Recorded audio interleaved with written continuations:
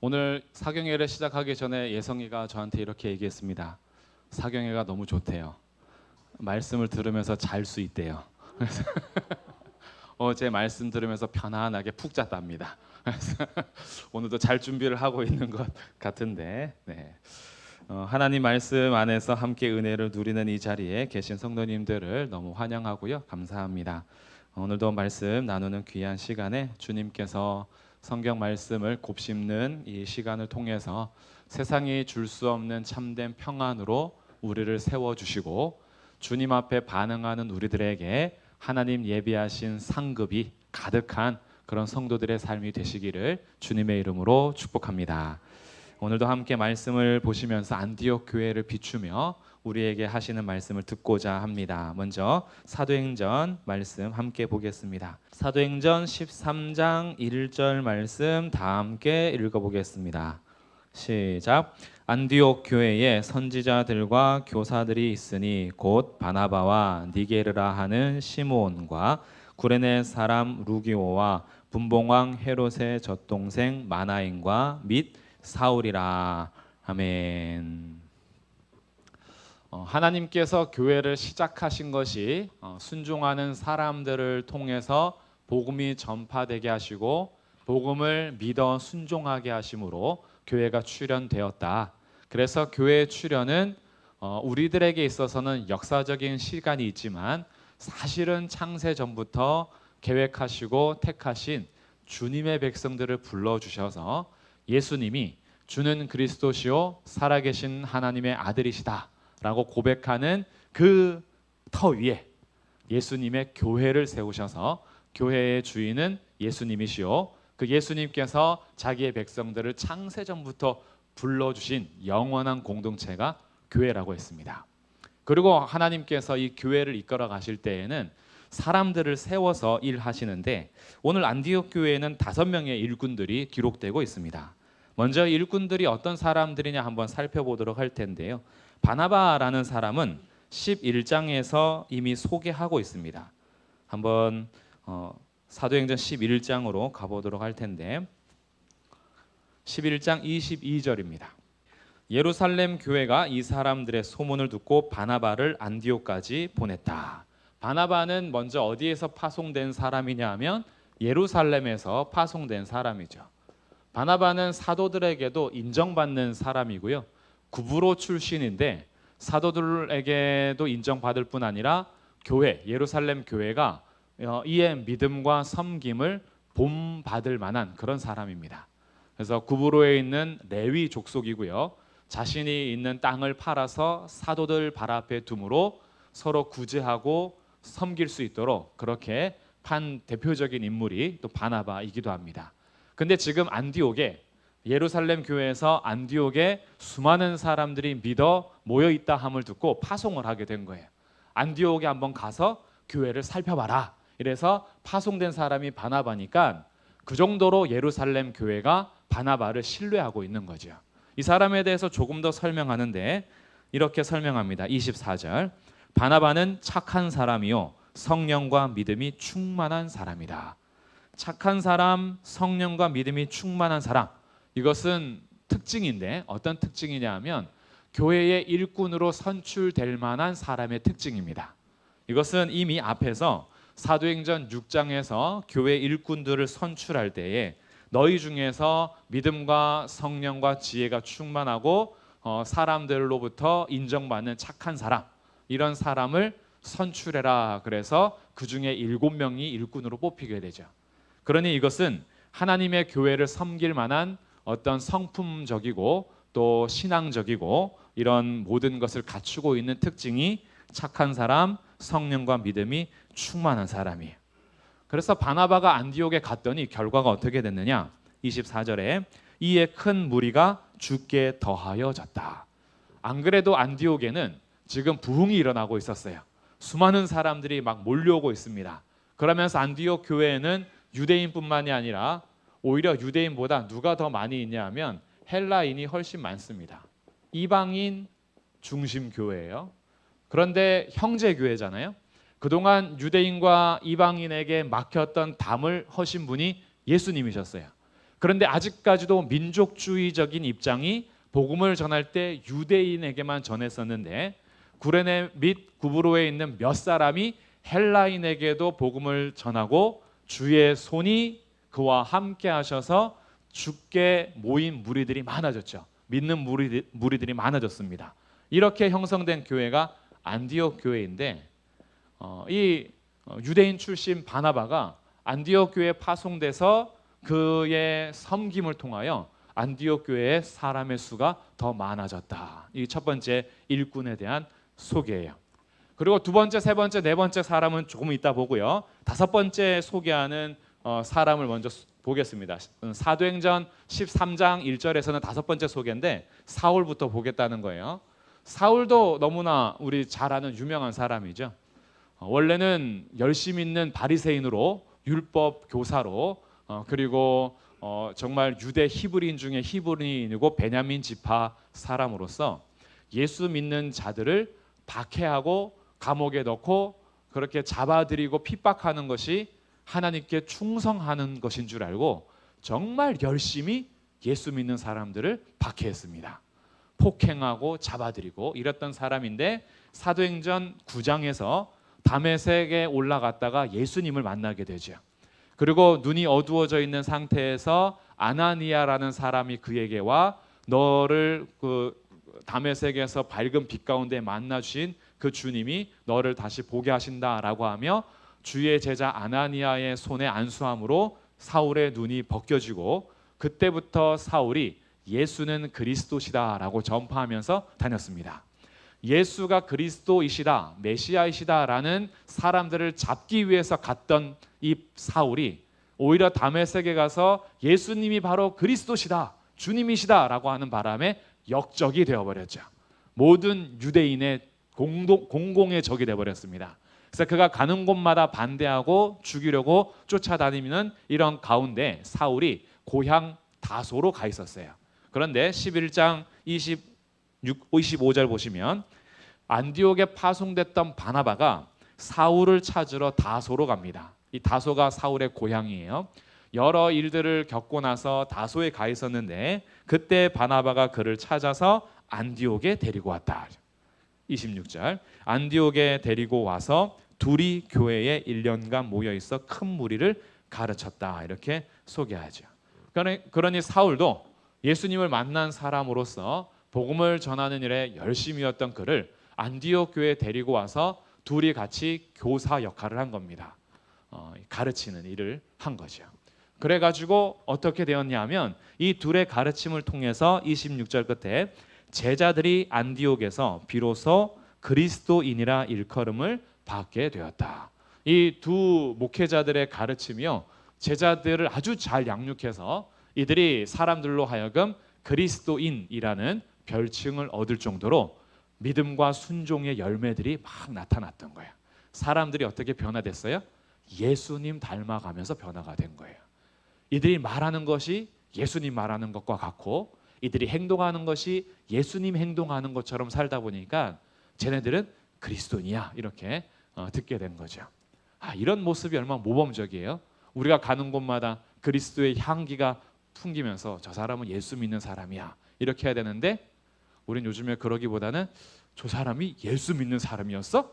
몰랐네? 이렇게 하는 경우들이 더 많아서 우리를 좀 돌아볼 필요도 있는데 이 둘의 가르침의 목회가 양육이 아주 잘 뿌리를 내리고 있었습니다. 그리고 이제 조금 덜 유명하지만 이 안디옥 교회에 아주 중요하게 소개되는 나머지 세 사람을 알아볼 텐데 자 13장 1절로 다시 오시면요. 바나바가 첫 번째 소개되는데 이미 살펴봤고요. 두 번째 소개되는 사람이 시므온입니다. 자, 시므온은 앞에다가 소개하는 게 따로 있죠. 뭐라고 소개하냐면 니게르라 하는 시므온 이렇게요. 니게르라는 것은 검다라는 라틴어입니다. 검다. 그러니 아마도 시므온은 피부색이 검은 흑인을 의미하는 것으로 보여요. 그러니까 시므온은 흑인으로서 아마도 아프리카 출신이 아니었을까 이렇게 추정을 합니다. 정보들이 그렇게 많진 않아서 추측들만 하게 되는데 그러다 보니까 시므온에 대한 추측을 어떻게 하게 되냐면 아마 구레네 사람 시몬이 아닐까 이렇게도 추측을 해요. 구레네 사람 시몬은 누구냐 하면 예수님의 십자가를 대신 진 사람 있죠.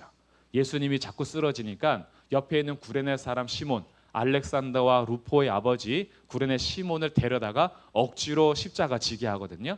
혹시 그 사람이 아닐까 이렇게 추측은 하지만 알 수는 없어요. 그 사람인지 아닌지, 동일 인물인지 아니면 다른 이름인지 알 수 없습니다. 그러나 우리가 확실하게 아는 것은 니게르라는 검다라는 별칭이 특징으로 되어 있는 것으로 보아 이 사람은 아마도 피부 색깔이 검은 흑인이었을 것이다. 이거는 어떤 정보를 우리에게 알려주냐면 안디옥 교회의 교사, 선지자와 교사 역할을 하는 사람들이 유대인 정통의 사람들이 아니라 이미 이 혈통을 뛰어넘는 그런 출신의 사람들이 교회를 지도하고 있었다라는 것을 아는 거예요. 이게 중요한 겁니다. 교회를 형성할 때 유대인들이 기득권을 행사하지 않았던 거예요. 헬라인들이 많아져도 대부분은 이 유대인들이 기득권을 행사하는데 안디옥 교회 같은 경우는요, 그것을 초월해서 흑인 출신이지만 예수님을 믿는 신실한 사람이 지도자 역할을 하고 있었다라는 것을 알게 되죠. 또 소개되는 사람은 누구냐 하면 구레네 사람 루기오죠. 구레네 사람 루기오를 소개하는데 이 사람에게 구레네 사람이라고 지칭을 하고 있잖아요. 만약에 이 시므온이 예수님 십자가를 진 사람과 동일 인물이었다면 이 사람에게도 오히려 구레네 사람으로 얘기해 줬을 텐데 그것을 밝히고 있지 않아서 동일 인물이 아닐 가능성까지, 긴지 아닌지는 사실 정확히 몰라요. 언제 정확히 알 수 있을까요? 천국 올라가서 만나보면 돼요.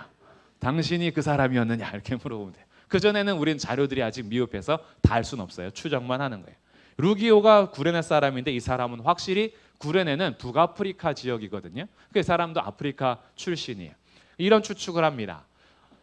헬라인에게 몇 사람이 복음을 전했다 했었잖아요. 어제 11장에서. 근데 그 헬라인에게 전했던 몇 사람이 어디 출신이었냐 하면 구레네와 구브로 출신이었습니다. 그래서 아마도 이 루기오가 그 몇 사람 중에 한 명이 아닐까 이런 추측을 하게 되죠. 구레네 사람 몇 사람이 헬라인에게도 복음을 전하면서 안디옥 교회가 아주 크게 서게 되었는데 그 중에 한 사람이진 않을까? 이것도 확실하진 않지만 구레네 사람이라는 것으로 추정을 해보는 것이고, 나중에 로마서 16장에 보면 이 바울이요, 나의 친척 누기오에게도 문안하라 이렇게 해요. 그래서 그 누기오가 이 루기오와 똑같은 인물은 아닐까? 이것도 바울의 친척이지 않을까? 이것도 그냥 추측할 뿐이에요. 정확히 그 루기오가 로마서 16장에서 등장하는 바울의 친척 루기오인지는 정확히 알 수는 없어요. 그러나 어쨌든 이 루기오라는 인물도 구레네 출신이고, 어떤 사람은 이렇게도 봐요. 이 루기오가 누가이지 않을까 이렇게 추측을 합니다. 사도행전과 누가복음을 기록한 의사 누가, 그 사람이 아니었을까? 그래서 자기의 이름을 정확히 알리지 않고 조금 가려서 한 건 아닐까? 이런 것도 그냥 추정이에요. 근데 아마도 이렇게 누가는 철저하게 자기를 드러내지 않기 때문에 아닐 가능성이 크다. 어쨌든 루기오의 정보도 우리는 좀 부족하지만 이 사람도 구레네 사람이니까 구레네 사람으로서 안디옥 교회의 지도자, 선지자와 교사의 역할을 하고 있다. 이것은 안디옥 교회가 어느 정도로 복음 안에서 혈통을 뛰어넘고 있는지를 보여주는 중요한 것이고, 마지막 이제 다섯 번째 소개되는, 여기 13장 1절에서는 네 번째 소개되는 사람인데 분봉왕 헤롯의 젖동생 마나엔입니다. 마나엔. 근데 이 마나엔은 어떻게 소개해요? 분봉왕 헤롯의 젖동생이래요. 헤롯 대왕 이후에 이 왕 팔레스타인 지역을 나눠서 통치하거든요. 그래서 지역마다 나누어진 왕을 분봉왕이라고 합니다. 헤롯 대왕은 전체를 다 다스렸는데, 근데 헤롯이 죽고 나서, 대왕이 죽고 나서는 유대 땅을 다스리는 헤롯 왕이 있고 갈릴리 지역을 다스리는 헤롯 왕이 있고 이렇게 나누어서 통치를 했어요.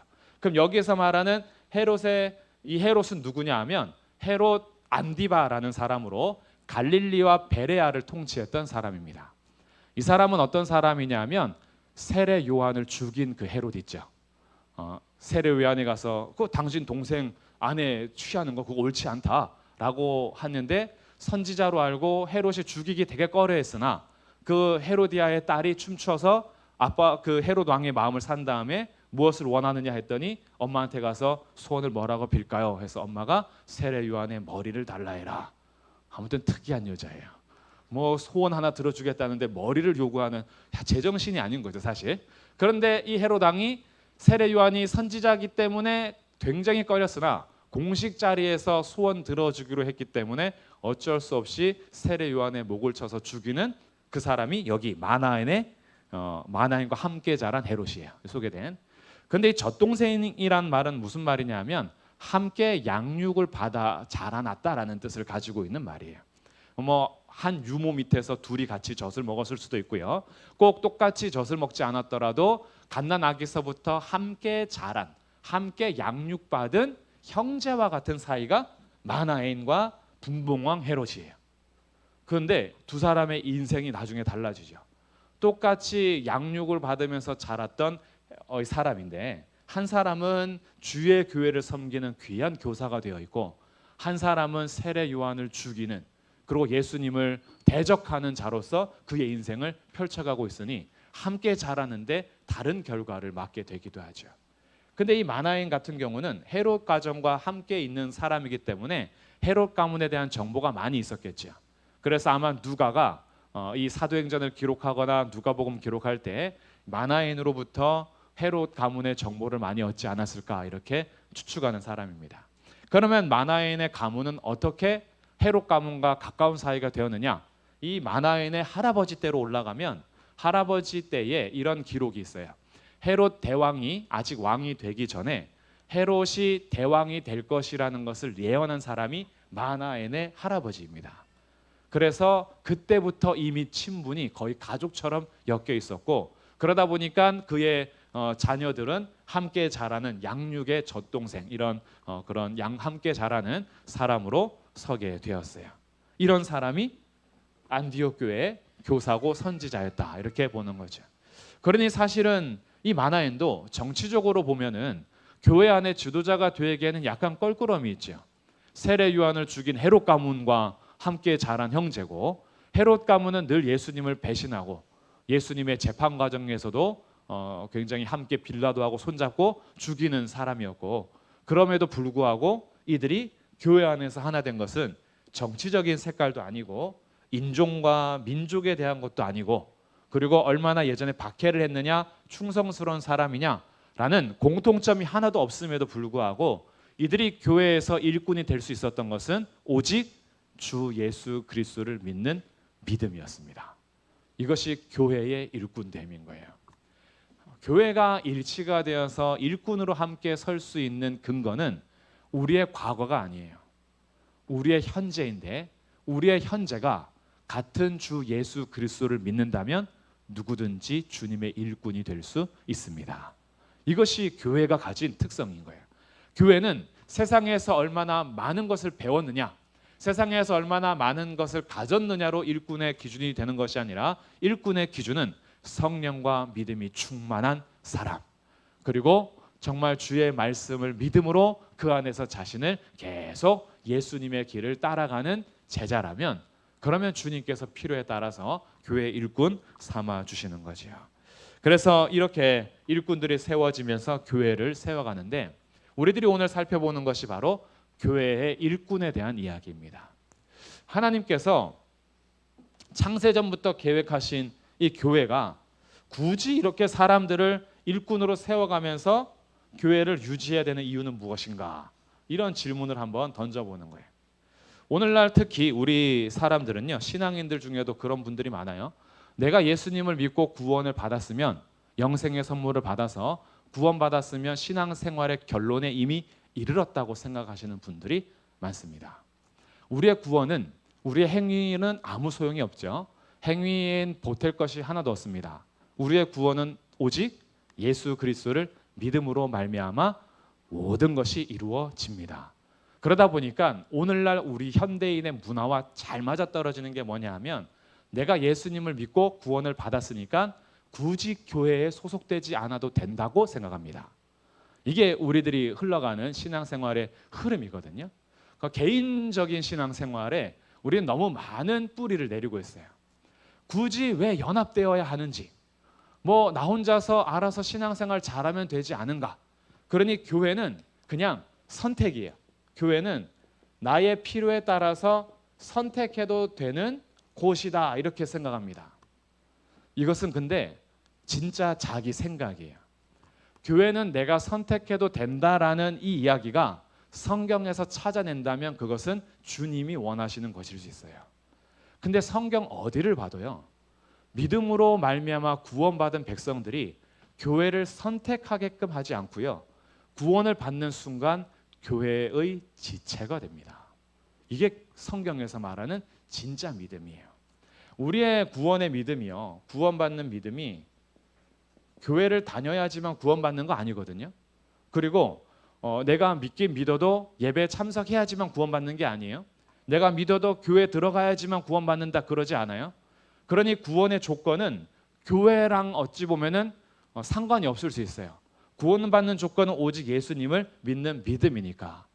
그런데 신기하게도 모든 성경에서 말하는 바는 믿음으로 말미암아 구원받는 자들은 당연히 교회에 소속이 되는 것으로 연결하고 있어요. 성경 그 어디를 봐도요, 혼자 개인적으로 구원받은 것을 교회라고 부르지 않습니다. 교회를 지칭할 때는 항상 공동체예요. 성령의 전이다라고 할 때에도 너희라는 공동체예요. 우리들 각자 개개인을 교회라고 하지 않아요.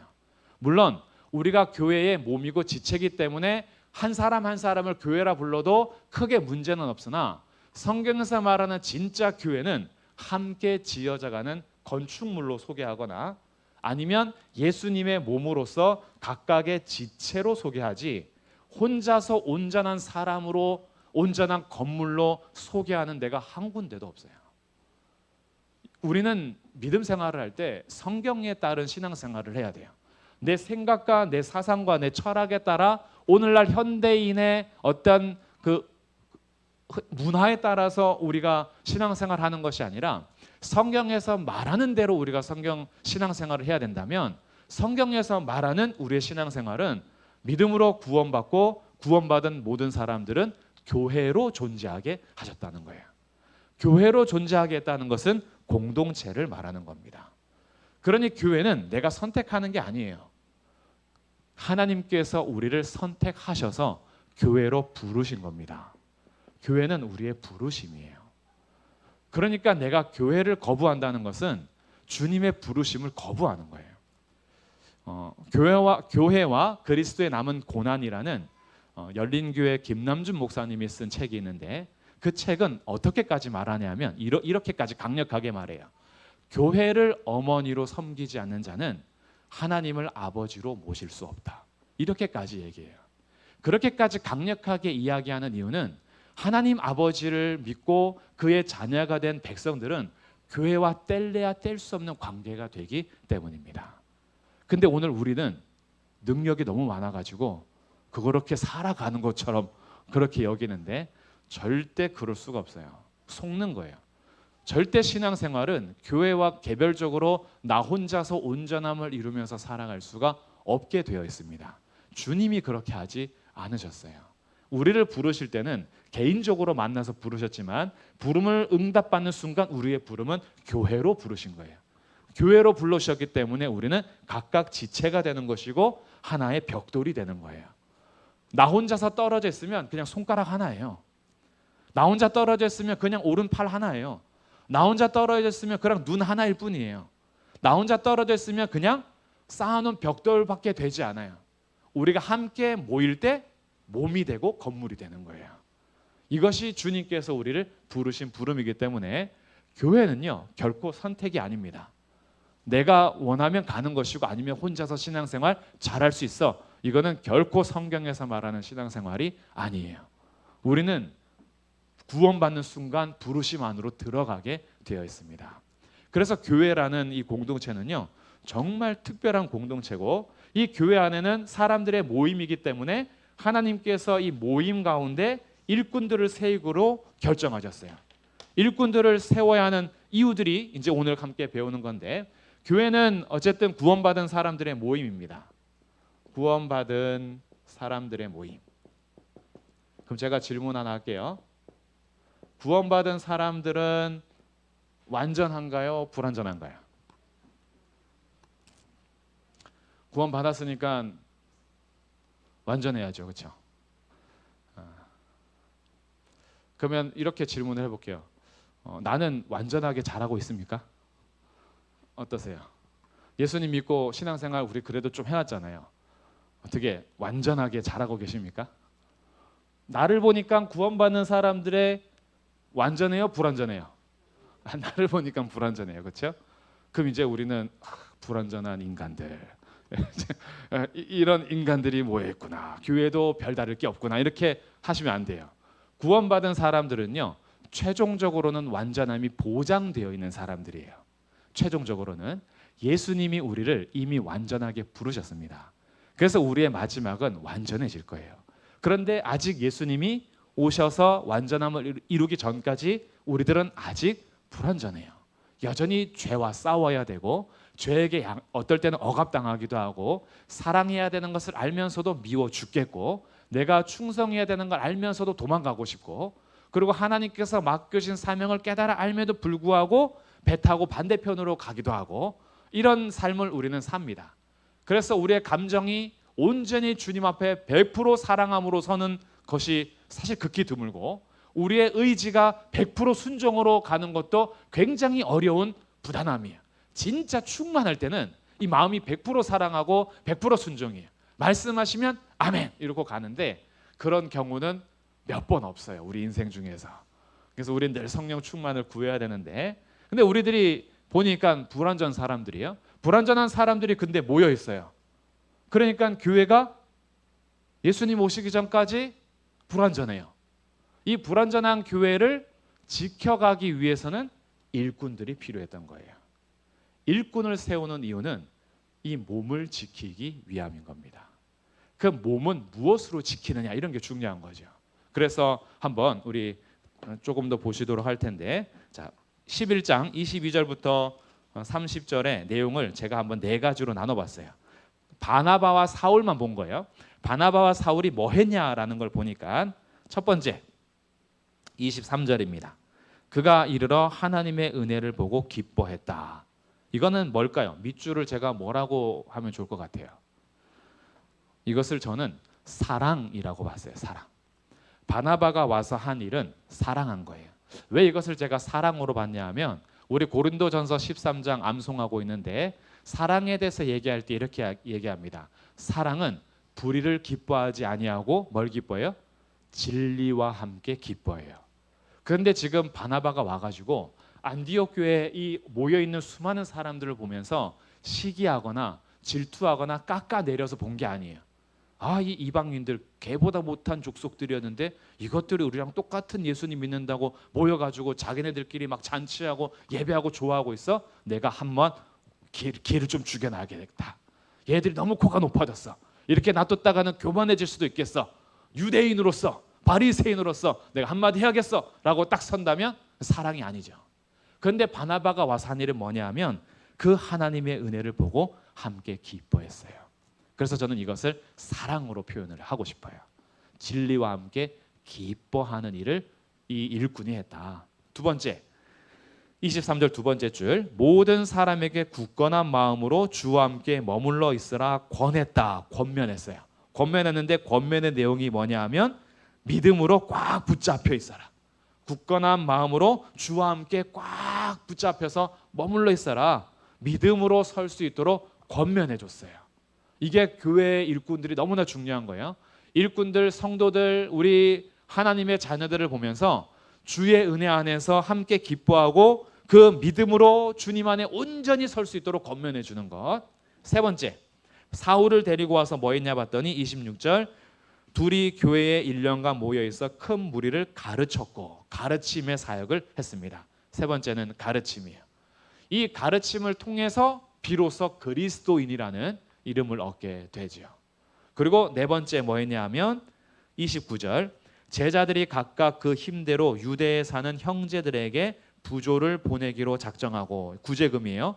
구제를 하기 위해서, 예루살렘 교회가 힘드니까 이것을 누구의 손에 맡겼냐 하면 30절, 이를 실행하여 바나바와 사울의 손으로 장로들에게 보냈다. 누구에게 맡겼냐 하면 이 바나바하고 사울에게 맡겼어요.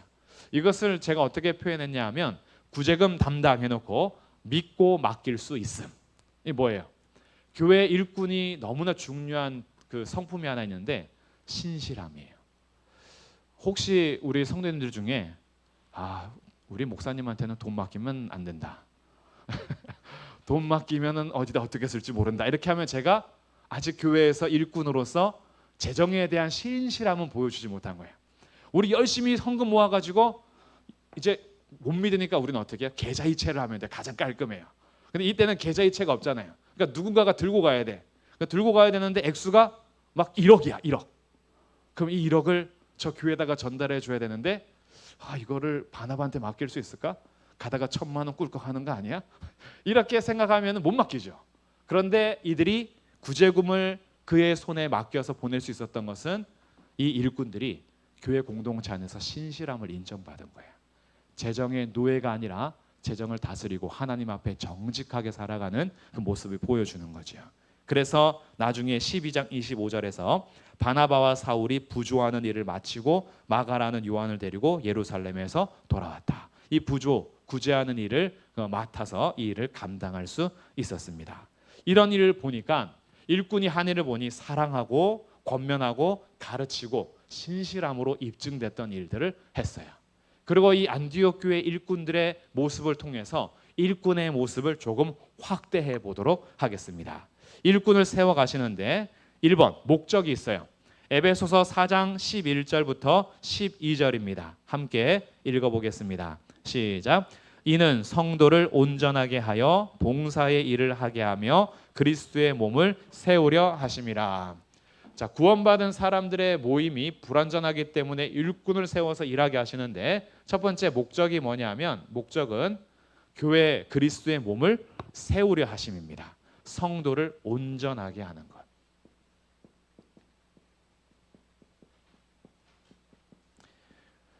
우리는 모두가 불완전하기 때문에 항상 도움이 필요해요. 그래서 서로가 온전해지기 위해서는 일꾼들을 세우셨는데 이 에베소서 4장 11절 12절은 어디에서 연결되는 것이냐 하면 이런 거예요. 하나님께서 혹은 사도로 세우시고 어떤 사람은 선지자로 세우시고 어떤 사람은 목사, 교사로 세우셨다 뭐 이런 장면이에요. 이런 장면에서 사도로 세움바 되고 선지자로 세움바 된 목적이 뭐냐? 그렇게 세운 목적은 성도를 온전하게 하여 봉사의 일을 하게 하며 그리스도의 몸을 세우려 하십니다. 목적인 거예요. 이런 일꾼들을 세운 목적은 성도를 온전하게 하는 것이 목적이다. 그러니 우리가 교회에서 일하시는 분들은요, 이것을 정확하게 잘 하셔야 돼요. 내가 일꾼으로 세움받은 이유는 성도들을 온전하게 하기 위함인 겁니다. 이 목적을 상실하면 어떻게 될까요? 일꾼으로 부름받은 직분이요, 계급이 돼버려요. 성도를 온전하기 위한 섬김이 아니라 계급이 돼가지고 우리 목회자 같은 경우는 어떻게 될까요? 제일 밑에가 교육전도사, 거기서 진급하면 전임전도사, 전임전도사에서 진급하면 장로교회는 강도사, 우리는 이제 바로 목사 고시를 보고 목사가 돼요.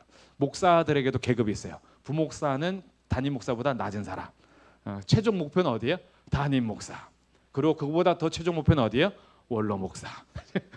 그래가지고 이것이 계급이 되면요, 우리 서열이에요. 서열. 그냥 서열로 쭉 올라가서 나의 목표는 결국 거기 올라가는 거예요. 이렇게 되면 안 된다는 거예요. 우리가 무엇으로 섬기든지 그곳에서 성도를 온전하게 하는 섬김의 직분이 우리에게 맡겨진 직분이다. 우리 성도들에게도 있죠. 성도는 아무 직분 못 받은 제일 밑에 사람. 거기에서 조금 열심히 하면 집사, 집사에서 진급하면은 안수 집사 또는 권사, 여기서 최고로 진급하면은 장로, 장로로 갔는데도 목사하고 자꾸 부딪혀. 안 되겠다, 신학교나 가야 되겠다. 그래서 나도 목사 해야지. 그래서 또 목사. 이 계급이 돼버리는 경우가 많아요. 절대 그렇지 않습니다. 우리에게 큰 일을 맡겨주면 맡겨줄수록 더 성도를 온전하게 함에 책임이 있는 위치에 가는 거지, 결코 회사에서 회장, 부장, 뭐 과장 이렇게 직급 제도로 세운 게 아닌 거예요. 그러니까 목적을 분명히 알아야 돼요. 목적은 진급이 아니에요. 직분, 성도를 세우시는 일꾼의 목적은 성도를 온전하게 하는 것입니다. 그리고 목표가 있어요. 목적이 있으니까 목표도 있겠죠. 이 목적을 달성하기 위한 목표인데 에베소서 4장 13절부터 16절 제가 요약했습니다. 함께 읽어보겠습니다. 시작. 우리가 다 하나님의 아들을 믿는 것과 아는 일에 하나가 되어 온전한 사람을 이루어 그리스도의 장성한 분량이 충만한 데까지 이르리니 범사에 그에게까지 자랄지라. 그는 머리니 곧 그리스도라. 우리의 목표는 어디냐면 예수님께까지 자라는 거예요. 예수님 닮아가는 거죠. 예수님께까지 성장하는 거예요. 계속해서 성숙을 이루어야 하는 거예요. 이게 모든 성도의 목표입니다. 우리 성도들이 자라기를 그치지 말아야 될 것은요, 우리들에게는 향방 없는 삶이 아니라 분명한 경주하는 자로서 달려가야 될 목표가 있어요. 우리는 표대를 향해서 계속해서 달려가는 자들이에요. 그러니까 우리들의 신앙생활은 자꾸 이렇게 방향 없이 뱅글뱅글 도는 게 아니라 분명한 목표를 향해서 달려가는데 우리의 목표는 예수님께까지 자라는 거예요. 그럼 예수님께까지 자라야 하는 이유를 에베소서에서 또 설명해 주는데, 이것은요, 마귀가 우리를 계속 유혹하기 때문에 거기에서 넘어지지 않기 위함이고요. 또 성경에서 성도들이 자라야 하는 이유는 연약한 지체들을 계속 세워주는 돕는 이가 서로 되어야 하기 때문에 우리는 성숙해야 되는 거예요. 우리는 아까 말한 것처럼요, 개인 생활을 하지 않습니다. 구원받은 자들은 당연히 교회로 소속된다 그랬어요. 그럼 교회로 소속되는 것은 나만의 신앙생활이 아니기 때문에 내가 미성숙하면요, 누군가는 나를 위해서 계속 희생해요. 근데 내가 성숙하면요, 미성숙한 자들을 도와줄 수 있어요. 이것이 우리의 목표인 거예요. 계속 서로 도와줘야 돼요. 언제까지나 우리가 계속 어린아이처럼 뭔가를 받으려고만 하는 것이 아니라 어느 정도 성장하면은 내가 이제는 섬길 줄 알아야 되고 연약한 자들을 세워줄 줄 알아야 되고 도와줄 줄 알아야 되는 거예요. 이것이 우리의 목표가 되어야 돼요. 예수님이 가장 높으신 분이었으나 가장 낮은 자리에 오셔서 완전히 불완전하고 저주받아 마땅한 우리들을 위하여 희생하고 헌신하셔서 우리를 세워주신 것처럼 예수님을 닮아가는 성숙한 그리스도인들은 자기를 낮추어서 연약하고 부족한 성도들을 위해서 희생하고 헌신하는 그런 삶을 살아가는 것이 일꾼의 목적과 목표가 되는 겁니다. 우리 모두는요, 성장에 대한 목표가 있으셔야 돼요. 이제 예수님 믿고 구원받았으니까 대충 살다가 천국 가서 배워, 이렇게 하시면 안 되는 거예요. 우리의 목표는 자라나는 거. 계속 성숙하셔야 돼요. 그리고 이 성숙을 위해서는 부단히 노력하셔야 됩니다. 하나님께서 은혜로 말미암아 우리에게 구원을 베풀으셨잖아요. 그 은혜의 구원을 받은 자들은요, 하나님의 뜻을 쫓아 살기 위한 자기와의 철저한 싸움이 필요한데, 이 싸움이 믿음과 순종입니다. 계속해서 믿는 우리의 믿음과 주님의 말씀에 순종하는 삶을 통해서 내 안의 죄는 계속해서 죽어가고 우리 안에 은혜가 계속 살아나요. 죄는 죽고 은혜가 살 때, 그때 우리는 계속 성장하는 거예요. 결코 세상의 것으로 그리스도인이 성장하지 않습니다. 주님을 믿고 믿음 안에 순종하는 삶을 통해서 성장하는 거예요. 그러니까 우리들이 기도하라 그러면 기도해야 돼요. 주님 앞에 예배하는 삶에 우리는 순종해야 돼요. 이런 모든 삶이 우리들에게 너무나 필요한 거예요. 그래서 사실 우리들이 이 땅을 살아가면서 정말 중요한 자리는요, 눈에 띄든 띄지 않든 하나님을 예배하는 자리에 섬기는 건 너무나 중요한 겁니다. 우리들은 신앙생활하면서 때로는요, 우리 사경이 한다 그러면 이제 그래도 1년에 한 번, 두 번씩 하는 거니까 목표를 가지고 모일 수 있잖아요. 진짜 우리의 성숙하면 이런 사경회가 없어도 매주마다 있는 수요 예배, 금요 기도회, 주일 예배를 성실하게 모여서 하나님 앞에 예배하는 거예요. 어떤 경우에는 우리는 훈련을 너무 좋아해요. 훈련 생활이 너무 익숙해서 훈련한다 그러면 거기에 집중합니다. 그래서 훈련이 우리의 목표가 돼가지고 훈련할 때는 내 에너지를 쏟는데 예배할 때는 에너지를 쏟지 않는다. 이것도 균형을 잃은 거예요. 훈련의 최종 목표도 주님을 온전히 예배함입니다. 근데 예배함이 없이 나의 유익을 위해서 훈련만 좋아하면 그것도 목표를 상실하게 되는 거예요. 우리들은 이제 어떤 섬김의 자리에서도 내가 뭔가 영광을 얻고 드러내는 것이 목표가 아니라 주님을 닮아 성도를 온전하게 하고 주님께 영광 돌리는 것이 우리의 목표가 돼요. 그러다 보니까 우리들은요, 눈에 보이든 보이지 않든 곳곳에서 하나님을 섬기는 자리에 있는 것이 최고의 성숙의 자리인 거예요. 그리고 이제 이런 모습을 닮아서 가기 때문에 교회를 볼 때 어떻게 봐야 하냐면요, 교회는요 인종을 초월하고 정치를 초월하고 혈통을 초월하고 이런 것을 다 초월하잖아요. 그러니까 교회라는 것은 정말 그 넓이가 우주적입니다. 우리가 가야 될 사실 교회에 대한 관점이에요. 교회는 우리끼리 모임이 아니에요. 우리는 이제부터 청년 교회를 하겠습니다. 그래서 이제는 40대 이상 분들은 저희 교회에 소속이 될 수 없습니다. 저희는 왜요? 청년 교회를 할 거니까. 이렇게 해서 특성에 맞는 사람들만 모이면 동호회 성격으로는 너무 좋죠. 왜? 같은 세대 사람들끼리 젊은 사람들이 모여서 할 수 있으니까. 근데 그게 교회는 아닌 거예요. 교회는 그렇게 세대를 구분하지 않습니다. 이제부터 우리 교회는 보수 정당을 지지하시는 분들만 등록을 받겠습니다. 아니면 반대로 우리 교회는 진보 정당을 지지하는 성도들만 우리 교회 교인으로 받겠습니다. 이렇게 하는 것도 교회가 아닌 거예요. 교회는 그렇게 정치적으로 모이는 곳이 아니에요. 이제부터 우리 교회는 대학 졸업하신 분들만 받겠습니다. 학력으로 제한할 수 있는 것도 아니에요. 우리 교회는 이제부터 연봉 최소한 1억은 되셔야 교인이 될 수 있습니다. 이렇게 할 수 있는 게 아닌 거예요. 교회는요 남자들만 모이는 것도 아니고 여자들만 모이는 것도 아니고 교회는 그것을 초월하는 우주적인 거예요. 그래서 우리는 한국 사람들만 모이는 것이 아니라 여기에 다른 나라 사람이 와도 가능한 거죠. 우리 교회 왜 까만 애가 왔대? 니게르라 하는 사람이 왔네? 굉장히 불편한데? 이렇게 하시면 안 되는 거예요. 오유, 우리 교회가 조금 더 넓어졌다. 얼마나 환영이야. 저 탈북민이 왔네?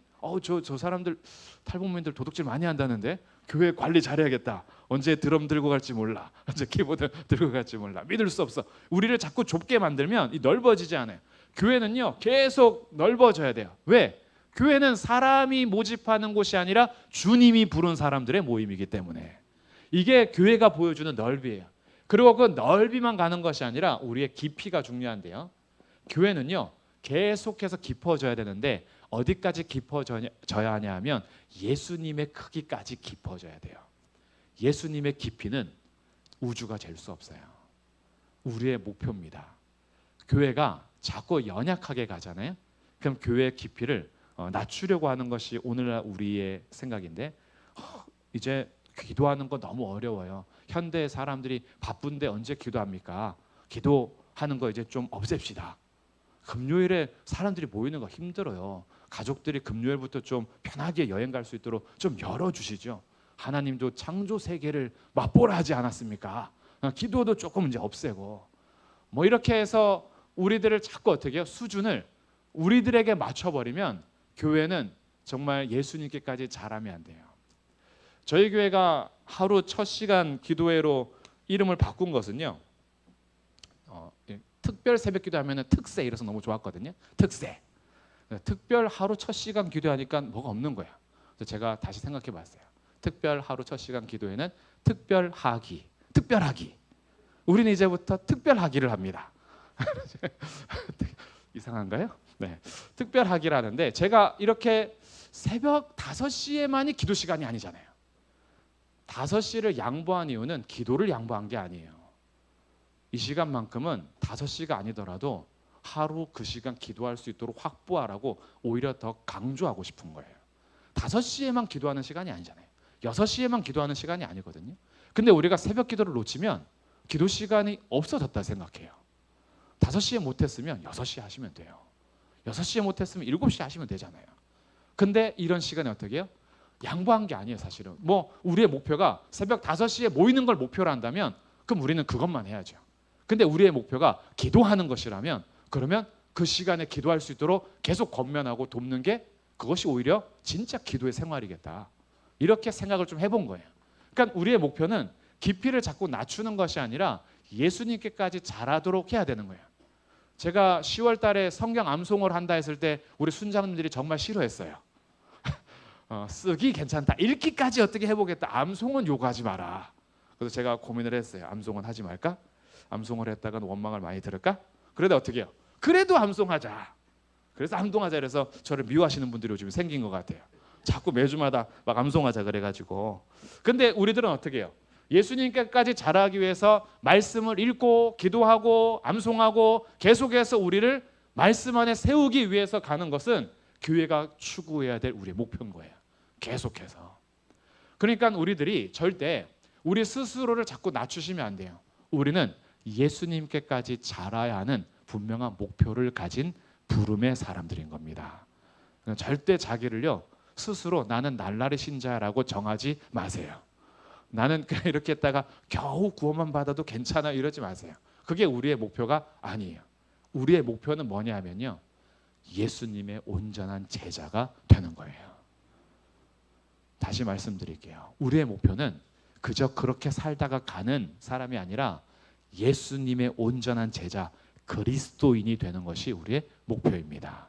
우리 말하는 것, 우리 생각하는 것, 우리 추구하는 것, 우리가 가는 방향이 예수님 따라가고 예수님 닮아가는 게 우리들의 목표인 거예요. 그러니까 우리는 그냥 살아가는 사람들이 아니에요. 우리는 분명한 목표가 있는 사람들이에요. 그래서 지난 주일날 우리 에스더를 통해서 제가 도전했어요. 목숨 걸 만한 사명을 가지셨습니까? 그리고 목숨 걸 만한 사명을 교회라는 존재로 우리 찾아보도록 했어요. 교회라는 존재로서 목숨 걸 만한 우리의 공통적인 사명이 무엇이냐면 하나님의 나라를 건설하고 하나님의 영광을 드러내는 것. 이것이 우리가 목숨 걸 만한 사명인 거예요. 세상의 나라를 위해서 살지 않고 세상의 헛된 영광을 따라서 나의 방향을 정하는 것이 아니라 영원한 하나님의 나라를 건설하면서 그 일꾼으로서 하나님의 영광을 드러내는, 먼저 그의 나라와 의를 구하는 삶, 이것이 우리 목숨 걸고 함께할 사명인 거예요. 우리는 그냥 흐지부지 딱 가는 분들이 아니에요. 우리들은요 정말 목숨 걸고 영생에 이미 영생의 소망을 가진 자로서 이 목숨 걸고 가는 사람들이에요. 그러니까 우리들에게는 자세가 필요합니다. 세 번째예요. 일꾼들의 자세가 필요한데, 첫 번째, 힘을 다하여 수고함입니다. 수고함. 골로새서 1장 24절부터 29절 말씀 한 절을 제가 읽어드릴게요. 우리가 그를 전파하여 각각 사람을 권하고 모든 지혜로 각 사람을 가르침은 각 사람을 그리스도 안에서 완전한 자로 세우려 함이니 이를 위하여 나도 내 속에서 능력으로 역사하시는 이의 역사를 따라 힘을 다하여 수고하노라. 바울이 고백하는 거예요. 그리스도의 남은 고난을 자기 육체에 채우겠대요. 이 고난에 대해서는 제가 5번에서 다시 설명드릴게요. 육체에다가 그리스도의 남은 고난을 채울 텐데 이제부터 나는 내 속에서 역사하시는 이의 역사, 그 성령님의 역사를 따라 힘을 다하여 수고하겠대요. 이게 일꾼의 자세입니다. 일꾼은요 대충 하지 않는 거예요. 일꾼은 힘을 다해서 수고하는 겁니다. 그렇게 하면서 교회를 세워가면서 그리스도 안에서 완전한 자로 세우는 것이 목표라잖아요. 내가 이렇게 각 사람을 가르치는 이유는 각 사람을 그리스도 안에서 완전한 자로 세우려 합니다. 이를 위해서 나 힘을 다하여 수고하겠다. 이것이 일꾼의 자세고, 두 번째, 고린도전서 3장 5절부터 9절에서 한 절 제가 적었습니다. 함께 읽어보겠습니다. 시작. 그들은 주께서 각각 주신 대로 너희로 하여금 믿게 한 사역자들이니라. 나는 심었고 아볼로는 물을 주었으되 오직 하나님께서 자라나게 하셨다. 일꾼의 자세 첫 번째는 수고하는 것이고요.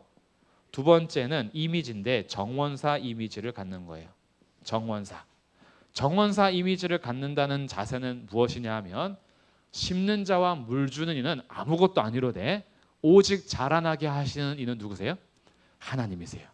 일꾼의 자세는요 자기가 하나님의 자리에 오르지 않는 겁니다. 우리는 맡겨준 일 하는 거예요. 그래서 사역자들은 비교 대상이 아니에요. 사역자들은 맡겨진 일들을 하는 거예요. 어떤 사람은 물주라고 주님께서 부르셨고요. 어떤 사람들은 가위질하라고 부르셨어요. 어떤 사람들은 심으라고 부르셨어요. 심는 이도 있고 물 주는 이도 있고 또 나온 잡초들을 제거하는 사람도 있고 옆에 정원이 가위질하는 사람도 있어요. 각각 주님께서 세우셨어요. 그런데 고린도 교회는 각각 세운 사람들에 따라서 분파가 돼버린 거예요. 나는 바울파, 나는 게바파, 나는 아볼로파, 나는 그리스도파 이렇게 나눠졌는데 그때 바울이 얘기하는 겁니다. 일꾼들은 아무것도 아니야. 물 주라고 그러면 물 주고 심으라고 그러면 심는 사람들이다. 교회를 자라나게 하시는 분은 하나님이시다. 이것이 일꾼들이 가져야 될 자세예요. 우리가 하나님의 영역을 침범하면 안 돼요. 우리는 우리에게 맡겨주신 일만 감당하면 됩니다. 그런데 그 일이요, 그냥 나는 심었으니까 끝, 물 줬으니까 끝, 이게 아니에요. 세 번째 이미지가 있는데, 세 번째는 건축가 이미지입니다. 건축가. 고린도전서 3장 10절부터 15절인데요. 제가 읽어보겠습니다.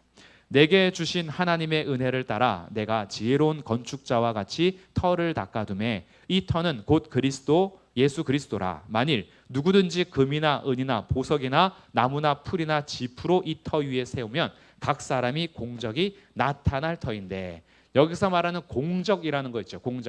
공적이라는 것은 작품을 의미하는 거예요. 작품. 그러면 건축가들이 지금 어떤 이미지냐면, 우리가 세우는 터는 동일해요. 터는 누구라 그랬어요? 예수 그리스도. 예수 그리스도가 터예요. 이 터 위에 건물을 지어갑니다. 근데 건물을 지어갈 때 어떤 사람은 금으로 건물을 짓고요, 어떤 사람은 은으로 짓고요, 어떤 사람은 나무로 짓고, 어떤 사람은 지푸라기로 지어요. 그럼 이제 터는 똑같으니까 세워지는 것, 터는 변함이 없는데, 건축가들이 무엇으로 세우냐에 따라서 이것이 언제 드러나냐 하면 불같은 시험이 왔을 때 드러납니다. 불같은 시련이 왔을 때 금으로 은으로 세워진 건축물은 불이 지나가도 작품이 남아있을까요? 타버릴까요? 남아있어요. 오히려 이 금은요, 불같은 시험이 오면 불순물이 제거되고 더 정금같이 됩니다. 그런데 나무나 지푸라기는 어떻게 될까요? 불같은 시험이 오면 타버리는 거예요. 지금 바울이 고민하는 게 뭐냐 하면, 나는 건축가로서 다른 사람이 세운 터 위에 세우지 않기를 바라고, 나는 세우지 않은 곳에 가서 예수 그리스도의 터 위에 건축하기를 바라는데, 이 건축물이 잘 세워져서 불같은 시험이 지나간 다음에도 이 작품이 그대로 남아있기를 바라며 충성하는 사람이 일꾼이라는 거예요. 쉽게 말하면 이런 겁니다. 제가 일꾼으로서 수고하며 일해야 될 때 목표가 뭐냐 하면, 우리 성도님들이 한 사람도 빠짐없이 앞으로 어떤 시험이 오고 시련이 오고 환란이 오고 어려움이 와도 우리 성도님들이 그 불같은 시험 속에서도 예수 그리스도를 온전히 믿음으로 말미암아 서 있게 하는 것이 사역자의 목표라는 거예요. 이게 일꾼들의 자세라는 겁니다. 시험이 다 지나갔는데 우리 성도들이 남은 이가 없어. 코로나 끝났더니 교회도 끝났어. 그리고 이 어려움이 막 닥쳐왔더니 교회에 남은 사람이 아무도 없어. 다 뿔뿔이 흩어져서 예수님을 부인하며 산대. 이거 건축가로서 사역을 실패한 거예요. 물론 예수 그리스도의 터 위에 서 있으면요, 공적이 없어도 그 사람이 구원받는 것엔 지장이 없어요. 그래서 불 같은 곳에서 겨우 구원받는 사람들이 있다 그러잖아요. 그러니까 겨우 구원. 이거는 왜? 예수 그리스도를 믿음으로만 구원받으니까. 그러니까 구원받는 것에는 그럴 수 있는데, 우리들이 세워간 작품이 하나도 안 남아 있는 거예요. 그러니까 사역자는 어떻게 해야 돼요? 사역자들은 성도들을 금이나 은으로 세우기 위해서 수고하는 건축가다 이거예요. 그러니 심는 자는 충성을 다해서 심되 성도들이 금으로 세워지도록 수고하는 것이고, 물 주는 이도 정원사로서 부름받은 대로 물을 주되 대충 그냥 뭐 어차피 자라나게 하는 이는 하나님이니까 난 대충 해, 이게 아니라 최선을 다해서 물 주고 건축해서 불같은 시험이 온 다음에도 성도들이 남아있도록, 작품이 남아있도록 그렇게 애쓰는 이미지가 건축자 이미지인 거예요. 교회 일꾼들의 자세인 겁니다. 교회로 부름받아서 우리가 일하는 일꾼으로 세워진 직분자들은요, 나 혼자서 신앙생활하라고 그 자리에 있는 거 아니에요. 성도들이 불같은 시험을 지나고도 믿음을 지키는 온전한 사람으로 금처럼 세워지도록 부단히 수고하고 애써야 되는 분들이 직분자들인 거예요. 이게 우리 자세가 되기를 주님의 이름으로 축복합니다. 그러면서 우리에게 맡겨진 일들을 하는 거예요. 어떤 사람은 물 주는 이고, 어떤 사람은 심는 이고, 어떤 사람은 가위질하는 이고, 어떤 사람들은 벽돌 나르는 사람이고, 어떤 사람은 벽돌에다가 바르는 사람이고, 어떤 사람은 기준 맞춰서 세우는 사람이고, 어떤 사람은 균형이 잘 맞는지 감독하는 사람이고, 역할은 다르더라도 우리의 자리에서 수고해서 우리 교회가 한 명도 나고자가 없이 금으로 세워지고 온전히 잘 자라는 열매 맺는 식물이 되도록 충성을 다하는 자세. 그래서 네 번째가 충성인 거예요. 고린도전서 4장 2절, 맡은 자들에게 구할 것은 충성이다라는 거죠. 충성이라는 단어는요, 무엇으로 보면 좋으냐 하면 신실함이에요. 신실함. 맡은 자들에게 구할 것은요, 신실함이에요. 믿을 만한 사람이 되어야 해요. 우리 서로는요, 믿을 만한 그런 직분자가 되어야 해요. 믿을 만한 성도들이 되어야 해요. 그래서 우리들이 충성하는 거예요. 하나님 앞에 충성하되 이 신실함의 충성은 어디에 쓰는 거냐 하면 이 그리스도의 비밀을 맡은 일꾼이라 하거든요. 일꾼이라는 단어가 노젓는 사람이에요. 노젓는 사람. 이 노젓는 사람은 뭐에 맞춰서 노져야 하냐 하면 북소리에 맞춰서 노를 저어야 해요. 군함이든지 우리 거북선 좋아하잖아요. 거북선도 앞으로 가든 뒤로 가든 이 전쟁 속에서 노젓는 사람들이 반드시 있습니다. 그런데 노젓는 사람들이 마음대로 저면요, 그냥 거북선이 뺑뺑 돌 수도 있어요. 이렇게. 앞으로 가야 되는데 못 가요. 함께 해야 되는데. 조정 경기장에서 이 함께하는 사람도 있죠. 함께 이 노를 박자에 맞춰서 해야 돼요. 구령에 맞추어서 노를 절 때 그것이 나가는 거예요. 일꾼은 뭐냐 하면 주님의 말씀에 신실하게 반응해서 주님의 말씀 앞에 충성하는 것이 일꾼이다라는 거예요. 자기가 하고 싶은 대로 일하는 게 아니라 주님께서 명령하시는 것에 따라서 성령의 말씀, 성경의 말씀, 하나님의 말씀에 따라서 신실하게 반응하는 것이 일꾼들의 충성인 거예요. 그러니까 아무렇게나 막 감동받아서 일하시면 안 돼요. 그 감동이 성경적인지 확인하셔야 돼요. 나 감동받았어 해. 이렇게. 자기 혼자 일하는 게 일꾼의 자세가 아니에요. 함께 노를 젓는 거예요. 함께. 그래서 우리들은요, 말씀에 같이 귀를 기울여야 돼요. 하나님이 우리 교회에 하시는 말씀이 무엇인지 귀를 잘 기울여야 합니다. 내일 살펴볼 안디옥 교회가 이런 교회였어요. 함께 섬기면서 금식하며 기도할 때에 성령께서 하시는 말씀에 모든 교회가 민감하게 반응해서 바나바와 사울을 따로 세우고 선교사로 파송하거든요. 이게 교회가 주님의 말씀에 따라서 신실하게 반응하는 교회인 거예요.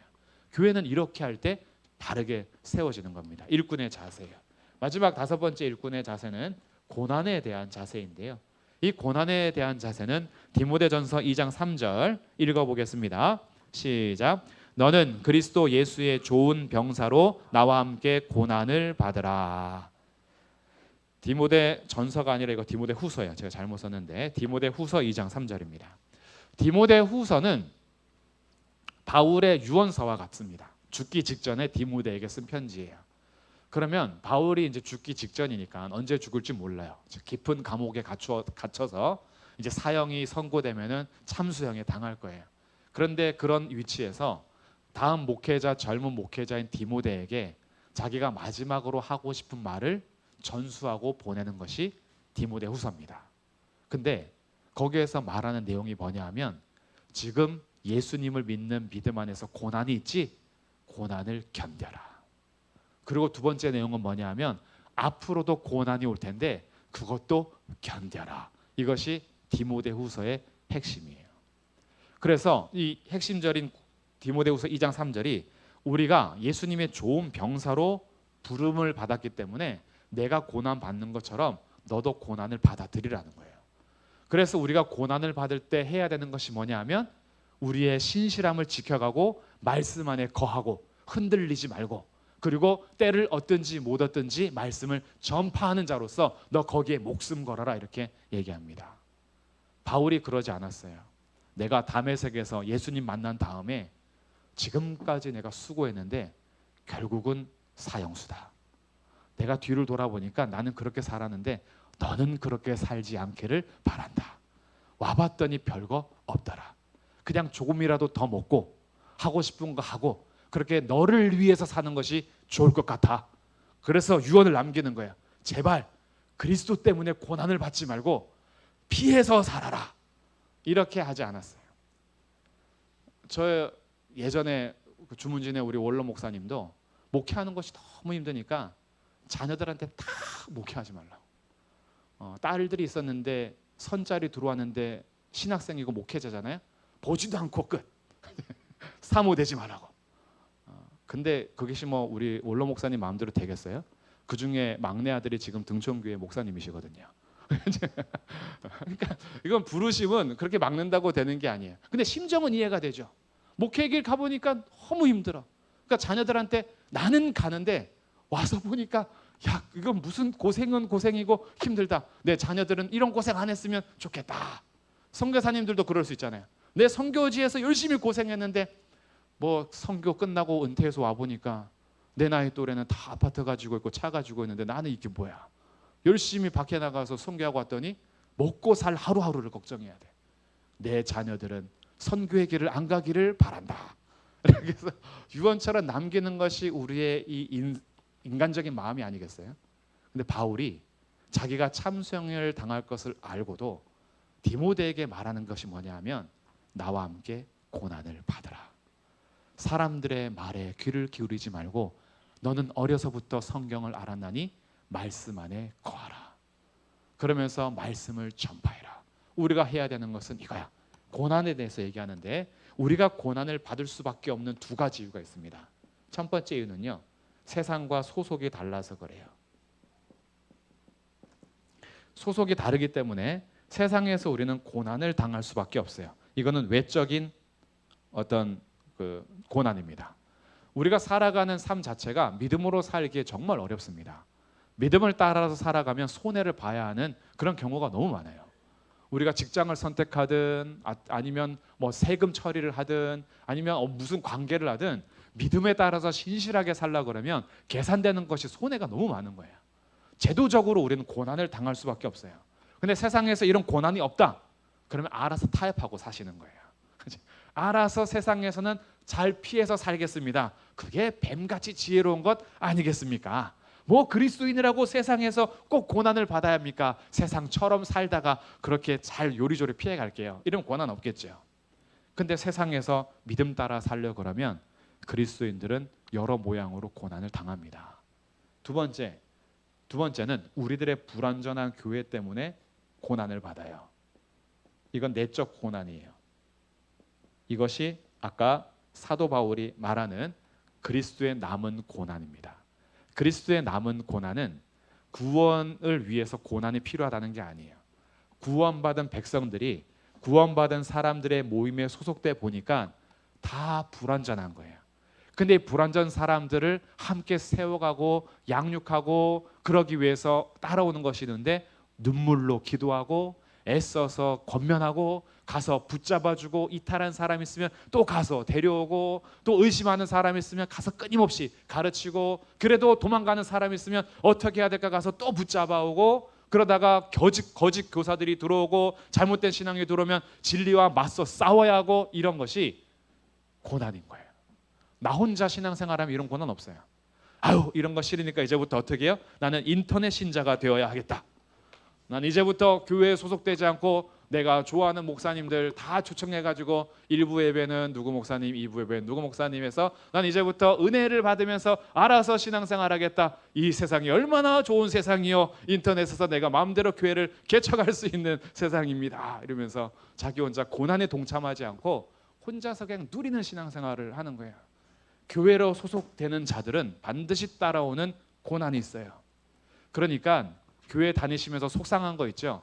그게 다 그리스도의 남은 고난이에요. 내가 교회에 소속만 안 됐으면 힘들어 죽겠는데 또 청소하라고 힘들어 죽겠는데 세상에 사는 것도 힘든데 또 청소했는데 청소도 제대로 못했다고 또 혼나. 어우 내가 안 하고 말지. 내가 밥 먹고 싶다 그래서 밥을 했더니 밥맛 없다고 반찬 투정을 하네. 어우 내가 상을 엎어버리고 말지.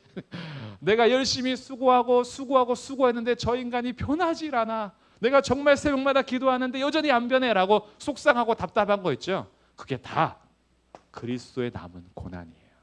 그렇게 사셨다면 잘 사신 거예요. 고난을 당하면서 교회 때문에 속상하고 염려하는 건요. 참된 그리스도인만이 하는 거예요. 참된 성도들만이 갖는 고난이에요. 그러지 않으면 관심 안 가지면 되잖아요.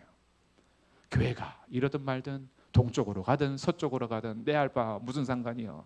그냥 남쪽으로 올 때만 난 참여하면 되지. 절대 움직이지 않죠. 남쪽에서 딱 박아놓고 교회가 남쪽으로 올 때까지만 기다리는 거예요. 난 절대 내 다른 데로 움직이지 않겠다. 절대 양보하지도 않고 자기 중심적으로만 살아가면 이 고난은 없을 거예요. 그런데 성도들 안에서 서로 속상하고 참고 인내하고 용서하고 용납하고 기다리고 붙잡아주고 눈물로 기도하고 애쓰고 이렇게 하는 것이 다 그리스도의 남은 고난이에요. 이것을 바울이 채워간다 했던 것이 아까 육체에 채워가는 수고였던 겁니다. 이것이 우리 일꾼들의 자세예요. 근데 이렇게 얘기하면 혹시 실망하시는 분들이 있을 수 있어요. 진짜 다 싫은 거야. 힘을 다해서 수고하느라 물 주든지 심든지 하고, 건축가가 나중에 이거 공적이 남을지 안 남을지도 모르겠고, 그리고 신실하게 충성하면서 살라는데 이것도 힘들고, 세상에서 고난 받는 것도 싫고, 교회 안에 들어왔는데도 고난이 있대. 믿음을 왜 가졌을까? 복음을 전해준 사람이 원망스럽다. 내가 복음을 듣지 않았더라면 교회 소속도 안 됐을 텐데, 그럼 이는 고난이 없을 텐데, 이거 복음 전해준 사람 때문에 이렇게 된 거야. 그래서 우리 가끔 우리 청년 오늘도 그런 얘기했어요. 믿음으로 살아가는 것은 이 세상을 거꾸로 올라가는 연어처럼 입 아가미가 다 터지고 물살 받아내면서 눈알이 뽑혀 나올 것 같고, 그러면서 차라리 편한 길로 돌아가면 될 텐데 그저 계속 그 올라가겠다고 나중에 다 찢어지잖아요. 연어들이 올라가는 모든 과정은 다 찢어지거든요. 그러면서 왜 그리스도인이 세상에서 이렇게 고난을 받으며 살아야 하느냐라고 우리들이 혹시 실망할 수 있는데, 결론적으로 제가 말씀드리도록 하겠습니다. 하나님께서요, 그리스도의 모든 일꾼들에게 상을 약속하셨습니다. 이게 반드시 있습니다. 여기에 대해서 우리가 믿어 의심치 않으셔도 돼요. 우리들은 고난이 끝이 아니에요. 연어가요, 거슬러 올라가면서 아감이 터지는 게 끝이 아닙니다. 그 일을 통해서 산란의 과정을 겪어요. 그리고 생명이 이어지는 거예요. 연어가 그걸 포기하면요, 산란하지 못하고 죽습니다. 그러니 고난이 끝이 아니에요. 성도들에게 약속된 상이 있어요. 근데 이 상이 무엇인지는 잘 모르겠어요. 옛날에 우리 목사님들은 그 상을 설명하기 위해서 이렇게 하셨어요. 천국에 올라가면 우리 집이 금으로 지어져 있고, 충성 봉사하지 않으면 지푸라기 집에 살지만 충성하면 하이페리온이 여러분에게 선물 줍니다. 무엇을 원하시는지, 한옥을 원하면 한옥 빌리지를 여러분에게 줄 거고, 어디서 살고 싶으십니까? 여기에서 대충 살다가 지푸라기 집에서 살겠어요? 아니면 여기서 충성하다가 거기에서 아파트 가지고 살겠습니까? 뭐 이렇게 얘기를 했죠. 그러다 보니까 우리 마음에 어떤 불편함이 생겨요. 야, 거기 가서도 빈부격차가 있으면 이거 천국이야? 그거 너무한 거 아니야? 이렇게 마음이 불편함이 생깁니다. 물론 그런 상은 아닐 거예요.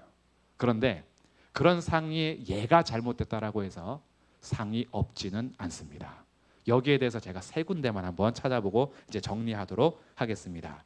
마태복음 19장 27절부터 29절까지 우리 저와 함께 한 절씩 읽어보도록 하겠습니다. 마태복음 19장 27절부터 29절입니다. 이에 베드로가 대답하여 이르되 보소서, 우리가 모든 것을 버리고 주를 따라 싸운데 그런즉 우리가 무엇을 얻으리이까?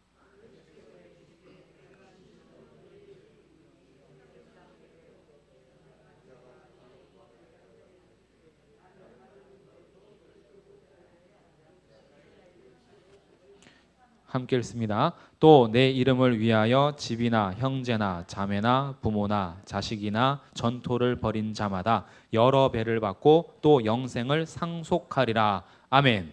예수님께서 베드로에게 대답해 주셨어요. 예수님, 저희가 다 버리고 주를 따랐습니다. 무엇을 얻겠습니까? 그때 예수님이, 이 녀석아, 고난 받으면 그만이야. 나를 따르는 자는 고난이 끝이다. 나를 따르는 자는 십자가 지고 죽어야 된다. 이렇게만 말한 것이 아니라 무엇을 얻겠습니까? 라고 할 때 분명히 말씀하시죠. 너희 12명에게는 12지파를 심판할 수 있는 자리를 줄 거야. 그리고 29절, 내 이름을 위해서 집이나 형제나 자매나 부모나 자식이나 전토, 이 땅에서 고생하고 수고하고 고난받은 자들은 여러 배를 받을 것이며 영생을 상속하게 될 것이다 라고 주님이 반드시 약속하셨습니다. 그러나 공로를 주의하라고, 먼저 된 자로서 나중되고 나중된 자로서 먼저 되니까 은혜에서 떨어지지 마. 너가 이렇게 수고할 수 있는 것도 은혜야라는 것을 강조하기 위해서 포도원에 대한 일꾼들 예를 드는데, 그 앞에 분명히 약속하셨어요. 이렇게 수고한 자들에게는 반드시 상이 있다. 두 군데 더 찾아볼게요. 히브리서 11장입니다. 둘 다 히브리서에 나오니까 한 번만 이제 펼치시면 돼요. 히브리서 11장 6절 말씀 함께 읽겠습니다. 시작. 믿음이 없이는 하나님을 기쁘시게 하지 못하나니 하나님께 나아가는 자는 반드시 그가 계신 것과 또한 그가 자기를 찾는 자들에게 상 주시는 이심을 믿어야 할지니라. 아멘. 주님이 약속하셨어요. 자기를 찾는 자들에게 뭐 주신대요? 상 주신대요. 믿어라 이거예요. 상 주시는 이심을 믿어야 한다. 그랬더니 26절 이겁니다. 11장 26절 읽어보겠습니다. 시작. 그리스도를 위하여 받는 수모를 애굽의 모든 보화보다 더 큰 재물로 여겼으니 이는 상 주심을 바라봄이라. 아멘. 믿음의 우리 조상들 선배들은요, 세상을 포기할 수 있었던 이유가 있었어요. 나그네 인생으로 와서 이 땅에서의 고난이 끝이 아니라 하늘에서 누릴 상을 바라본 겁니다. 하나님을 찾고 따르는 자들에게는요, 반드시 상이 약속되어 있어요. 근데 그 상이 뭔지는 잘 모르겠어요. 상에 대해서 구체적으로 설명을 다 해주지는 않았으니까. 근데 이 땅에서도 이미 누리는 상이 있어요. 이 땅에서도 이미 우리는 자유함을 얻었고, 이 땅에서 지혜와 지식의 보호하신 예수님을 알아가는 참된 그 은혜를 누리고 있고, 그리고 기도할 때마다 응답하시는 하나님의 응답하심이 있고, 우리가 이 땅을 살아가면서 주님께서 우리의 동행하시는 그런 여러의 우리의 삶은 다 이미 이 땅에서도 상으로 주어지고 그렇게 하는데, 이 땅에서 비교할 수 없는, 아마도요 우리가 상상하고 생각하는 것보다 훨씬 더 좋은 상을 예수님을 따르는 자들에게 베풀어 주실 것입니다. 그러니까 우리들은 상에 대해서 너무 물질화하고 세속적으로 우리가 도입을 시켜서, 예를 들어서 조금 불편했던 거지, 주님은 반드시 행한 대로 갚으시고 우리의 죄에 대한 행함은 예수님께서 다 갚아주심으로 죄에 대해서 묻지 않으시고, 주님 앞에 수고하며 애쓰며 주의 뜻대로 살아간 일꾼들에게는 하나님 약속하신 상이 반드시 있습니다. 우리들의 결론은요, 천국에서의 기쁨과 누림이에요. 그러니까 우리의 고난은 잠시이지만 우리가 그 후에 받을 영광은 비교할 수 없는 영광입니다. 이것을 믿으시고 주님의 일꾼으로 충성하시기를 주님의 이름으로 축복합니다. 이제 마지막이에요. 저 밑에 이건 안 할게요. 디모데전서 3장과 디도서 1장에서 일꾼들을 세울 때 자격과 기준이 높은 설정을 한 이유가 있습니다. 그 이유가 뭐냐 하면 마지막 밑에 복음을 가르치고 변호하며 전파함으로 교회를 세우고 지키기 위함입니다. 하나님께서 일꾼을 세운 목적, 목표, 자세가 있었잖아요. 이것을 통해서 결국 무엇을 지키려고 했던 것이냐 하면 복음과 교회를 지키기 위함이었어요. 그래서 교회의 일꾼은요, 복음을 날마다 더 알아가야 돼요. 이 복음은 성경 66권을 말하는 겁니다. 하나님이 누구신지, 예수님이 어떤 분인지, 하나님이 어떻게 일하시는지, 이런 복음, 예수 그리스도의 십자가, 죽으심과 부활하심, 승천하심, 다시 오심에 대한 약속을 믿고 우리가 그 복음 안에서 계속 눈을 떠서 가면서 교회가 전수해야 될 것은 무엇이냐 하면 복음을 계속 전수해 주어야 하는 거예요. 그러면서 교회가 지켜지는 겁니다. 이를 위해서 교회의 일꾼을 세웠고, 교회 일꾼을 세울 때 기준이 굉장히 높았던 거예요. 기준이 높게 세웠던 이유는, 이건 교회는 진리로 수호하고 복음으로 변호하고 때로는 맞서 싸워야 하고 그리고 지켜가야 하고 교회를 세우기 위한 목적이 있었기 때문에 성경에 요구하는 일꾼들의 수준은 굉장히 높았던 겁니다. 우리들의 완전함으로 교회 일꾼 되는 것은 아니지만 주님께서는 우리에게 온전함을 요구하고 계십니다. 그렇게 세워가는 것이 너무나 소중하고 영원하며 정말 이 세상의 영광과 비교할 수 없는 교회이기 때문입니다. 우리가 그 교회의 일꾼으로 부름받았습니다. 그 교회 일꾼으로 부름받아 교회에서 수고하며 애쓰며 충성한다는 것이 얼마나 영광스러운지 우리 같이 말씀 안에서 공유함으로 앞으로 우리의 신앙생활이 나를 일꾼으로 불러주신 것을 기뻐하면서 일꾼으로 함께 목적과 목표와 자세를 가지고 같이 달려갈 수 있는 우리 모든 교회가 되시기를 주님의 이름으로 축복합니다. 아멘. 우리 찬양하시고 이제 기도하고 마치도록 하겠습니다. 우리 아까 끝에 불렀던 땅끝에서라는 찬양인데요, 주님께서 허락하신 이 땅에서 땀 흘리며 씨를 뿌리는 겁니다. 눈물로 씨를 뿌리는 자는 반드시 열매로 거두게 될 것인데, 수고하는 동안에 내 삶을 주님 앞에 드립니다.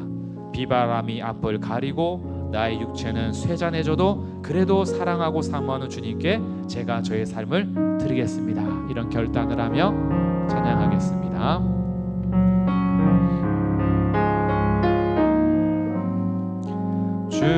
주께서 주신 동산에 땀 흘리며 씨를 뿌리며 내 모든 삶을 드리리. 날 사랑하시는 내 주님께 비바람 앞을 가리고 내 육체는 쇠잔에 져도 내 모든 삶을 드리리.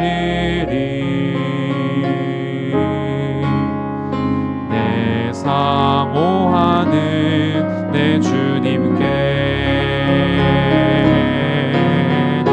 땅 끝에서 주님을 맞으리. 주께 드릴 열매 가득 안고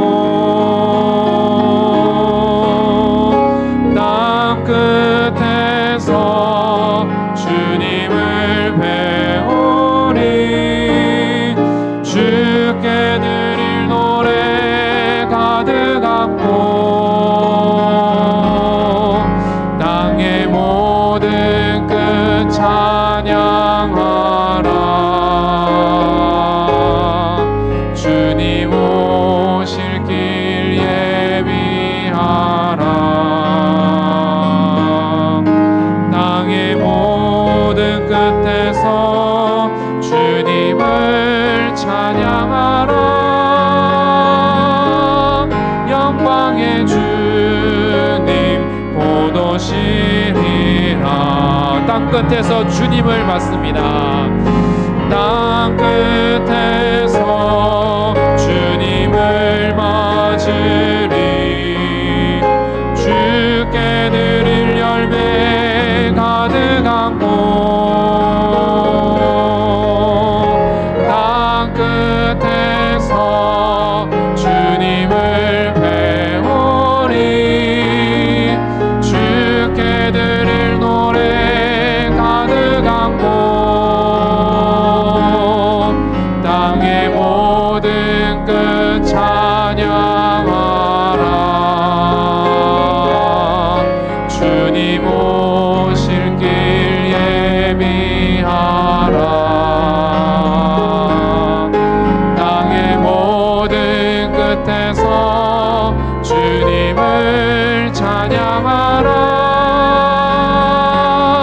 영광의 주님 곧 오시리라. 이제 우리 같이 먼저 기도하실 때 여기 있는 모든 분들은 모두가 교회의 일꾼이십니다. 예수님을 믿는 순간 우리는 교회의 지체가 되었고 그렇게 일꾼으로 다 봉사하는 직무를 받았습니다. 먼저는 우리 이렇게 기도하면 좋겠습니다. 하나님, 교회의 일꾼됨의 영광을 날마다 더 알게 해 주십시오.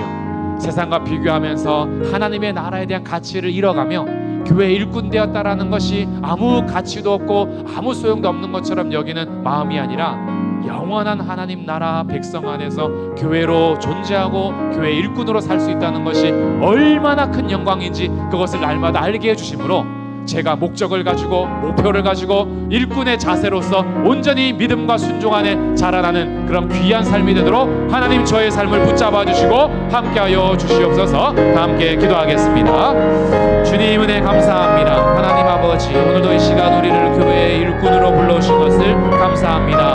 하나님, 우리들이 오늘도 영광스러운 그 교회 일원이 됐다는 것 영원한 하나님의 나라 그 교회의 공동체가 되고 지체가 되고 일꾼이 됐다는 것이 얼마나 영광스러운지를 알게 하여 주십시오.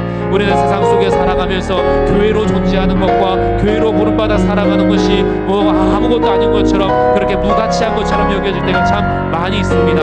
이런 가운데 오늘도 하나님 말씀을 통해서 우리가 이 땅에서 교회로 일꾼받는 것이, 일꾼으로 하는 부름받는 것이 얼마나 영광스러운지를 알고 우리 주님께서 허락하신 이 땅에서 수고하며 애쓰며 우리 목적을 향하여 성도를 온전하게 하며 하나님 오늘도 우리가 온전케 자라는 예수님께까지 자라나는 분명한 목표를 가지고 우리가 일꾼으로서의 자세를 분명히 하여 우리 주님 앞에 믿음과 순종으로 우리의 삶을 드리며 성장하며 성숙하며 달려가는 그런 모든 일꾼들의 지체가 되도록 하나님 함께하여 주시기를 원합니다. 그리고 우리가 모두 건강하게 자라나게 하여 주십시오. 우리 모든 일꾼들이 주님 앞에 건강하게 자라나게 하여 주십시오.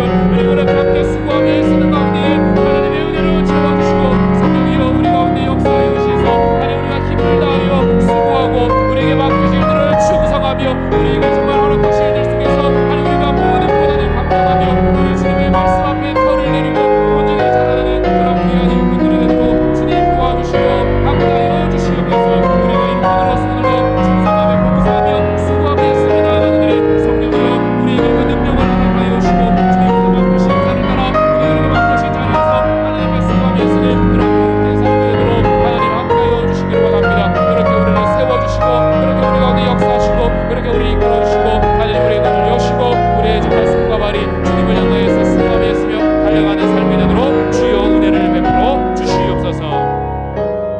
우리 시간 다시 한번 기도할 때는 우리 교회를 생각하면서 지금도 연약한 우리 지체들이 있습니다. 또 우리 많은 어려움 속에서 지쳐있는 우리 성도들도 있습니다. 하나님 우리가 주님의 말씀 안에서 서로 붙잡아주는 우리 교회가 되고 서로 사랑하며 권면하며 가르치며 우리 예수님 앞에 성도를 온전하게 하도록 봉사일을 하며 우리가 함께 예수님께까지 자라는 장성한 분량에 이르도록 사랑 안에서 우리가 진리를 같이 변호하고 복음을 우리가 같이 전파하며 복음을 함께 나누며 말씀 안에서 같이 자라며 서로 기도하면서 주님께서 세우신 교회를 같이 지켜나가고 우리 교회가 함께 성장해가며 그렇게 설 수 있도록 우리 모든 성도들과 함께하여 주시옵소서. 다 함께 기도하겠습니다. 주여 감사합니다. 하나님 아버지 우리 교회를 주님 붙잡아 주셔서 감사합니다. 하나님 아버지 우리의 성도들이 각종 고난 고난 없이 정말 하나님 예수님의 터 위에 온전히 세워지는 지체들이 되게 하옵소서. 그런 하나님 정말 불같은 시험에도 공적이 남는 하나님 그 무엇 지어지는 자들이 되게 하여 주시고 하나님 우리에게 맡기신 일을 감당함으로 하나님 말씀으로 우리가 서로 세워주며 지치고 상한 자들 위로와 회복을 허락하여 주시고 의심과 불안한 자들 하나님께서 강건하게 다시 하나님 그 믿음을 붙잡아 주시고 구원의 확신과 믿음의 확신 가운데 온전히 서갈 수 있도록 하나님 우리 성도들을 붙잡아 주시고 하나님 기도합니다. 하나님 우리 성도들의 수고와 애씀과 함께 기도하며 하나님 주님께서 허락하신 열매를 맺히게 하여 주시고 우리가 온전히 함께 자라면서 살아가면서 참된 것을 하며 우리 함께 굳건한 마음으로 주 앞에 몸을 흘리도록 권면하고 우리 주님의 말씀을 같이 가르치며 우리 몸과 함께 양육하고 그렇게 주님 앞에 서가면서 우리 교회가 모두가 함께 서갈 수 있도록 주님 도와주시기를 원합니다. 그렇게 우리를 세워주시옵소서.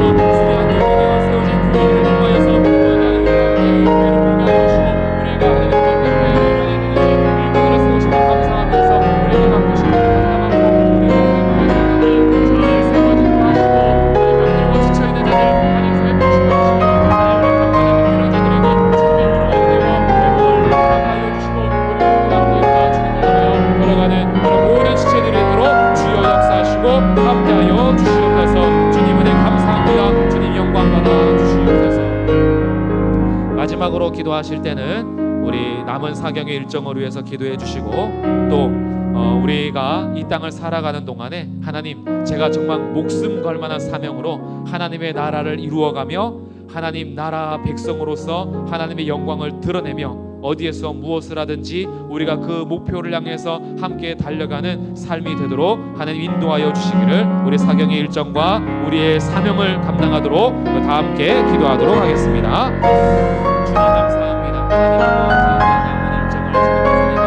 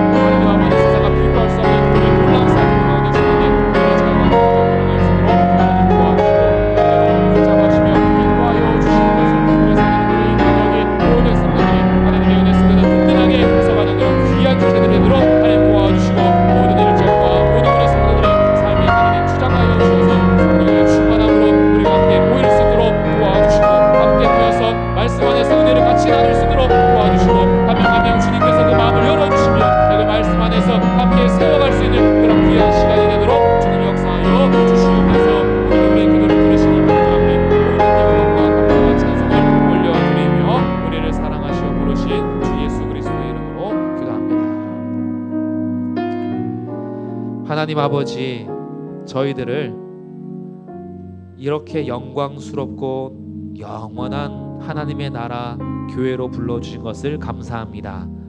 우리가 이 땅에서 성도로 일꾼으로 산다는 것이 얼마나 귀한 것인지를 알고 우리에게 세워진 분명한 목적과 목표를 가지고 일꾼에게 요구하는 자세를 다하여 힘을 다하여 수고하고 우리 주님의 말씀 안에서 충성하고 우리에게 맡겨진 일을 정원사로 건축가로서 어떤 고난이 있더라도 상 주시는 이심을 바라보면서 우리가 우리에게 맡겨진 일들을 잘 감당하는 우리 모든 일꾼들이 되게 하옵소서.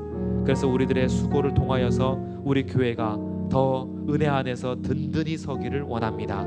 죽었던 자들이 생명을 얻게 하여 주시고 잠자는 자들이 깨어나게 하시고 병들고 지친 자들이 회복되게 하여 주시며 모두가 강건하게 일어나 주의 교회가 아름답고 튼튼하게 세워지는 일에 우리를 사용하여 주시고 우리의 충성을 주님께서 받아 주옵소서. 이 모든 것이 하나님의 은혜로만 가능하오니 주님 우리 모든 성도들에게 은혜를 베풀어 주시고 성령으로 충만하게 하옵소서.